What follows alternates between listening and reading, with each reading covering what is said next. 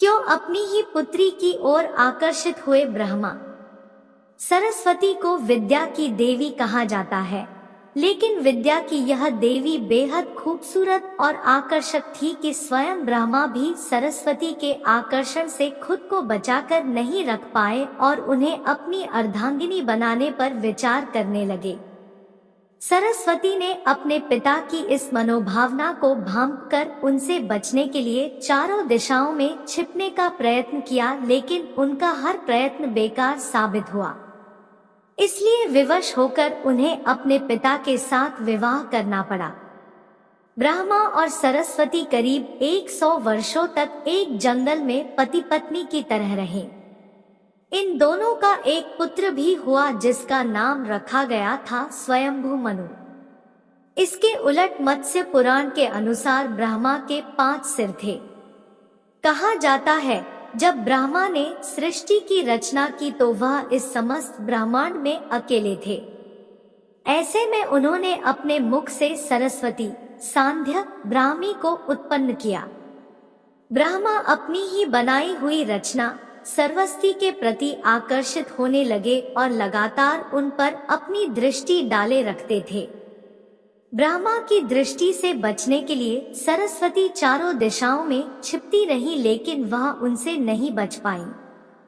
इसलिए सरस्वती आकाश में जाकर छिप गई, लेकिन अपने 5वें सिर से ब्रह्मा ने उन्हें आकाश में भी खोज निकाला और उनसे सृष्टि की रचना में सहयोग करने का निवेदन किया।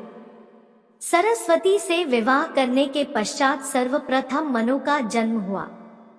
ब्रह्मा और सरस्वती की यह संतान मनु को पृथ्वी पर जन्म लेने वाला पहला मानव कहा जाता है।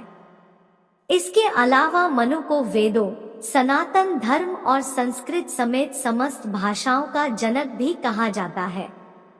प्रजापति ब्रह्मा का अपनी ही पुत्री के प्रति आकर्षित होना और उसके साथ संभोग करना अन्य सभी देवताओं की नजरों में अपराध था।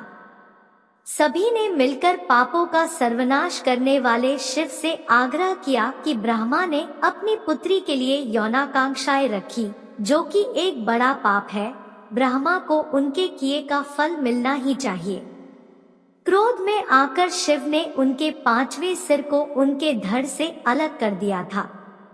शिव पुराण के अनुसार ब्रह्मा के सर्वप्रथम 5 सिर थे, लेकिन जब अपने 5वें मुख से उन्होंने सरस्वती, जो कि उनकी पुत्री थी, को उनके साथ संभोग करने के लिए कहा तो क्रोधावश सरस्वती ने उनसे कहा कि तुम्हारा यह मुंह हमेशा अपवित्र बातें ही करता है, जिसकी वजह से आप भी विपरीत ही सोचते हैं।